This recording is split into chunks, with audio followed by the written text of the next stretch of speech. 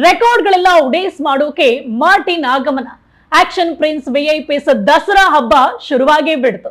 Hi hello ನಮಸ್ಕಾರ, welcome to TV 19 Kannada. ನಾನು ಪವಿತ್ರ.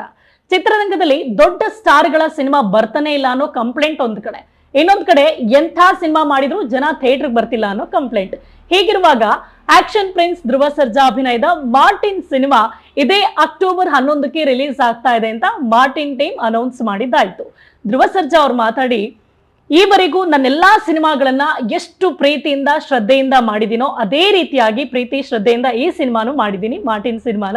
So ಹಾಗಾಗಿ ನಿಮ್ಮ ಪ್ರೀತಿ, ಆಶೀರ್ವಾದ, ಸಪೋರ್ಟ್ ಎಲ್ಲಾ ಸಿನಿಮಾಗೂ ಹೇಗಿತ್ತು ಅದೇ ರೀತಿಯಾಗಿ ಮಾರ್ಟಿನ್ ಸಿನಿಮಾಗೂ ಇರ್ಲಿ ಅಂತ ತಮ್ಮ ವಿಐಪಿಸ್ ಅಲ್ಲಿ ಮನವಿ ಮಾಡಿತು. ನಮ್ಮ ರಿಕ್ವೆಸ್ಟ್ ಕೂಡ ಅದೇ. ಈಗಾಗಲೇ ನಮ್ಮ ಕನ್ನಡದ ಹಿಟ್ ಲಿಸ್ಟ್ ಅಲ್ಲಿರುವಂತಹ ಸಿನಿಮಾಗಳು KGF, ಕಾಂತಾರ, ಕಾಟೇರದಂತಹ ಲಿಸ್ಟ್ಗೆ ಈ ಮಾರ್ಟಿನ್ ಕೂಡ ನಾವು ತಗೊಂಡು ಹೋಗ್ಬೇಕು.